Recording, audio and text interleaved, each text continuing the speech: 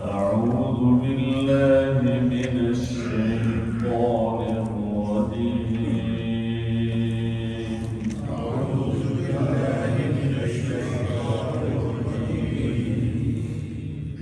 بسم الله الرحمن الرحيم.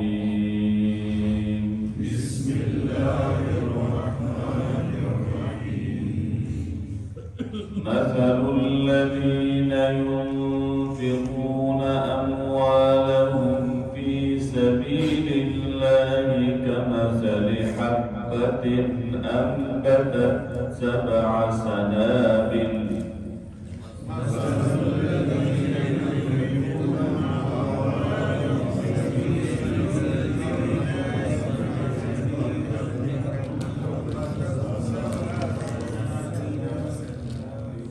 في كل سنبلة 100 حبة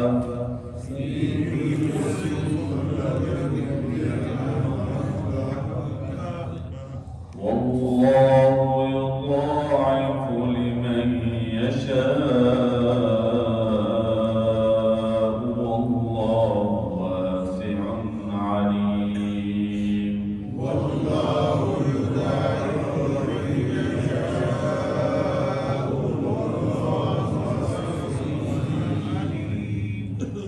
الذين ينفقون أموالهم في سبيل الله ثم لا يتبعون ما أنفقوا منا ولا أذى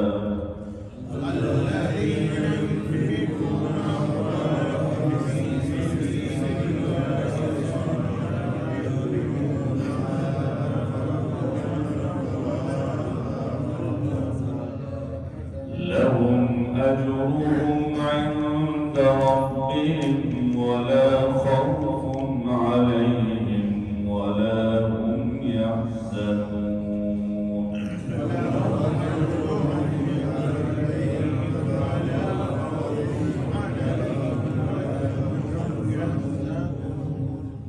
قول معروف ومغفرة خير من صدقة يتبعها أذى.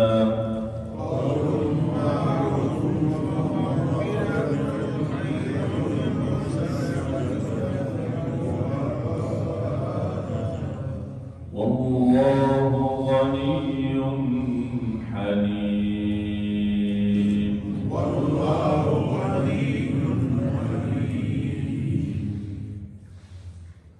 مثل الذین مثال ان لوگوں کی ينفقون جو خرچ کرتے ہیں اموالہم اپنے مال فی سبیل اللہ اللہ کی راہ میں کمثل حبۃ ایسی ہے جیسے ایک دانہ انبتت اس سے اگے 7 سنابل 7 بالیں فی کل سنبلۃ اور ہر بال میں 100 حبہ 100 دانے واللہ یضاعف لمن یشاء اور اللہ بڑھاتا ہے جس کے واسطے چاہے واللہ واسع علیم اور اللہ بہت نہایت بخشنے والا اور سب کچھ جاننے والا ہے.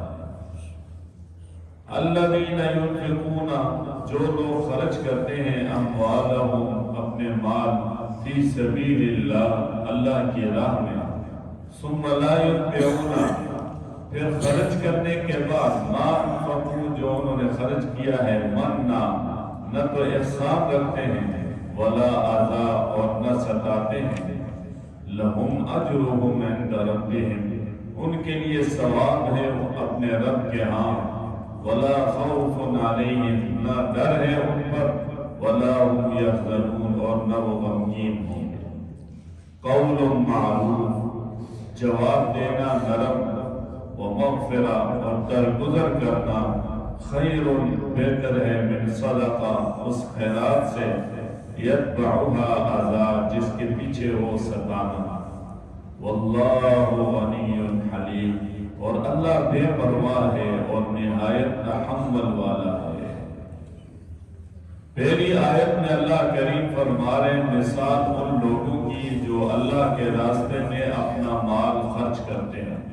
فرمایا ان کی مثال ایسی ہے جیسا ایک دانہ اگے اور اس سے 7 بالیں اگے اور ہر بال میں گویا کہ 100 دانے ہیں۔ اب دیکھیں گندم کا ایک دانہ پھینکا جاتا ہے، ایک دانے کے اگنے کے بعد وہ خوشہ آ جاتا ہے اور اس خوشے کے اندر 100 یا 100 سے بھی زیادہ دانے ہوتے ہیں۔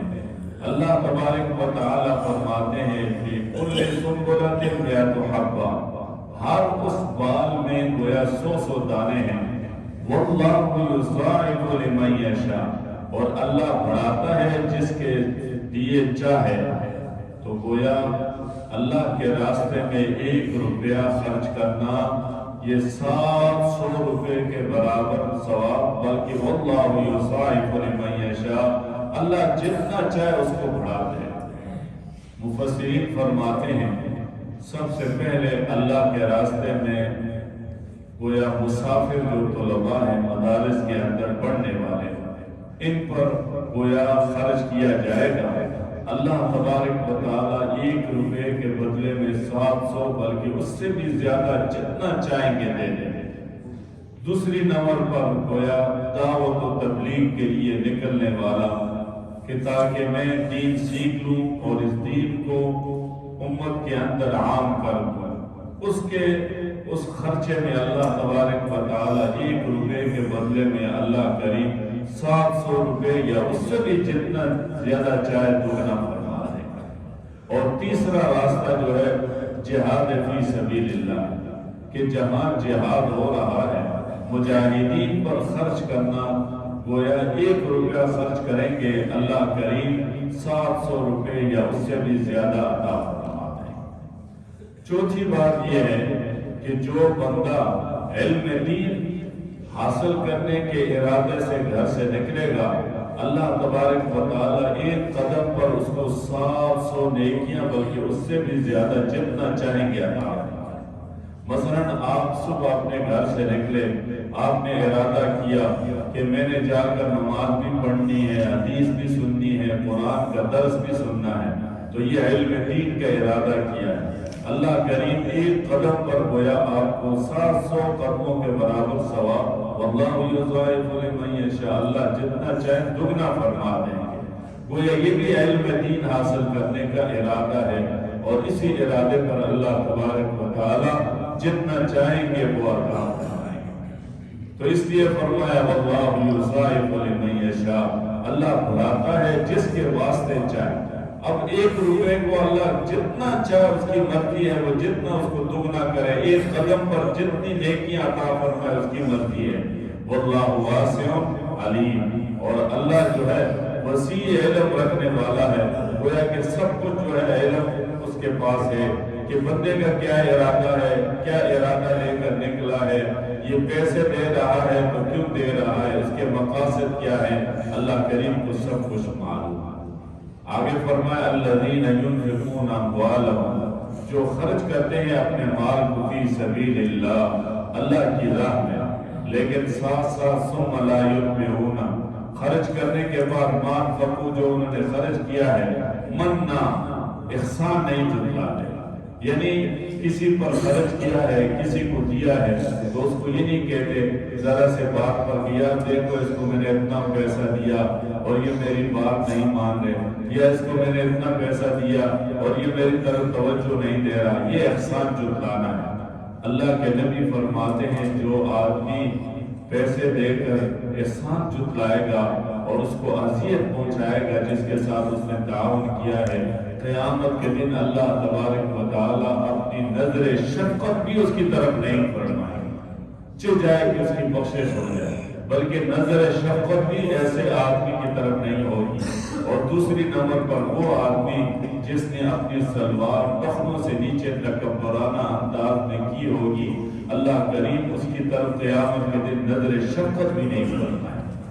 تو یہ بیماری آج ہم مسلمانوں کے اندر بہت ہی زیادہ آ چکی ہے کہ سلوار ہم اپنے ٹخنوں سے نیچے تکبرانہ انداز میں نیچے کر لیتے ہیں اور اس کو گھسیٹتے ہوئے چلتے ہیں. ایک تو کپڑا بھی خراب، دوسری ناپاکی کے لگنے کا بھی خدشہ، اور تیسرا گویا کہ تکبر کی علامت ہے. اور تکبر اللہ تبارک و تعالیٰ کو پسند نہیں ہے. تکبر جو ہے شیطان نے کیا تو وہ ذلیل و خوار ہو گیا. تو اسی طرح تکبر، متکبر آدمی دنیا کے اندر آپ دیکھیں معاشرے میں جو بھی متکبر تھا اللہ نے اس کا کیسا عاشر کیا. اور جو عاجزی اختیار کرتا ہے، تذبذب اختیار کرتا ہے، اللہ کریم اس کو اور عزتوں سے نوازتے ہیں، اس کو اور ترقی عطا فرماتے ہیں. تو اس لیے گویا اللہ کریم فرما رہے ہیں کہ جو اللہ کے راستے میں خرچ کرے لیکن اس میں احسان نہ جتلائے، ولا عزا، اور نہ ستائے. ستاتے بھی نہیں ہے اس کو جو ہے وہ یہ بھی نہیں کہتے لوگوں سامنے دیکھو یار اس کے ساتھ میں نے تعاون کیا، اس کا کیا حال تھا، اس کے پاس کچھ بھی نہیں تھا، فلاں تھا. نہیں، یہ ستانا ہے، یہ اس کو ذلیل کرنا ہے. یہ سوچے بندہ مجھے میرے رب نے اگر نہ دیا ہوتا تو میں اس کو کہاں سے لیتا، اور مجھے اگر میرے رب نے دیا ہے تو وہ میرا رب مجھ سے لینا بھی جانتا ہے. یا جو اللہ دینا جانتا ہے وہ گھنٹوں اور سیکنڈوں میں وہ دینا بھی جانتا ہے. اس لیے انسان ہر چیز پر اللہ کا شکر ادا کرے، نعمت کے مل جانے کے بعد شکر ادا کرے، اور ساتھ ساتھ اس پر زوال نعمت پر ڈرتا بھی رہے کہ کہیں ایسا نہ ہو کہ کسی میری بدعملی کی وجہ سے مجھ سے یہ نعمت چھن جائے، لہذا پھر پچھتاوا ہی ہوگا، پھر وہ نعمت واپس نہیں ملے گی. اس لیے ہمیں وقت ڈرنا چاہیے. فرمایا جب احسان بھی نہیں جتلایا، اذیت بھی نہیں دی، لہم اجرہم عند ربہم، ان کے لیے ثواب ہے اپنے رب کے ہاں. گویا ثواب اپنے رب کے ہاں طلب کرنا چاہیے، مخلوق سے اس کا ثواب نہ نہیں. مخلوق بیچاری خود مجبور ہے، وہ انسان کو اس کا کیا بدلہ دے گی. تو جب رب کے ہاں طلب کرے گا تو ولا خوف علیہم، ولا خوف سے مراد یہ ہے کہ دنیا میں اس کے لیے کوئی ڈر نہیں ہوگا، بغیر ڈر کے زندگی گزارے گا. ولا هم يحزنون، اور مرنے کے بعد وہ غمگین بھی نہیں ہوگا کہ میں نے یہ نہیں کیا، میں نے یہ نہیں کیا، یہ کرتا، یہ ہو جاتا، یہ غمگین بھی نہیں ہوگا. اس لیے کہ صرف اللہ کی رضا مقصود ہے، اور جب اللہ کی رضا مقصود ہے تو پھر اس کے لیے دنیا میں بھی کوئی خوف نہیں اور آخرت میں بھی وہ غمگین نہیں ہوگا. آگے فرمایا قول معروف، جواب دینا نرم. کوئی بھی آدمی بات کرے اس کو نرمی کے ساتھ جواب دیں. گویا سختی یہ اللہ کو نہیں پسند، اور سختی سے کبھی بات بنتی بھی نہیں ہے. اور جو لوگ نرم گفتار، نرم جو ہے لہجہ رکھنے والے ہیں وہ معاشرے میں ترقی کرتے ہیں، ہر بندہ ان سے محبت کرتا ہے. اور جو ہے گویا سخت مزاج ہوتے ہیں اور سختی اختیار کرنے والے ہوتے ہیں تو ہر بندہ ان سے کتراتا ہے اور ان سے دور بھاگتا ہے. تو اس لیے اللہ کریم بھی فرما رہے ہیں قول معروف، جواب دینا نرم، و مغفرہ، درگزر کرنا. کوئی بھی ذرا زیادتی کر جائے تو اللہ کے لیے درگزر کر کہ اللہ کا بندہ ہے، نہیں جانتا تھا، اس کو معلوم نہیں ہوگا، لہذا درگزر کر دے، اس کو معاف کر دے. خیر و بہتر ہے من صدقہ، اس خیرات سے یتبعها اذى، جس کے پیچھے ہو ستانا. ایک آدمی کھربوں روپے اللہ کے راستے میں دیتا ہے لیکن ان کو ستاتا ہے، ان کو تکلیفیں دیتا ہے، ان کو لوگوں کے سامنے ذلیل کرتا ہے، گویا اس کا کوئی فائدہ نہیں ہے. اور ایک آدمی نرم گفتار اختیار کرتا ہے اور درگزر کا معاملہ کرتا ہے، یہ اس صدقہ خیرات سے جو ہے وہ بہتر ہے. واللہ غنی حلیم، اور اللہ بے پرواہ ہے اور نہایت تحمل والا ہے. گویا کہ جواب نرمی میں دینا اور بدخوئی پر جو ہے درگزر کرنا، یہ اللہ تبارک و تعالیٰ کو اس خیرات اور اس صدقہ کرنے والے سے بھی زیادہ جو ہے وہ بہتر ہے. اور اللہ کے ہاں گویا اس کا مقام اونچا ہے جو انسانوں کو ستاتا نہیں ہے، انسانوں کو تکلیف نہیں دیتا. اللہ تبارک و تعالیٰ ہم سب سے راضی ہو جائے اور اللہ کریم ہم سب کو یہ اخلاق اختیار کرنے کی توفیق نصیب فرمائے. الحمدللہ رب العالمین والعاقبۃ للمتقین والصلاة والسلام علی اشرف الانبیاء والمرسلین وعلى آلہ واصحابہ اجمعین. ربنا ظلمنا انفسنا وان لم تغفر لنا وترحمنا لنكونن من الخاسرین.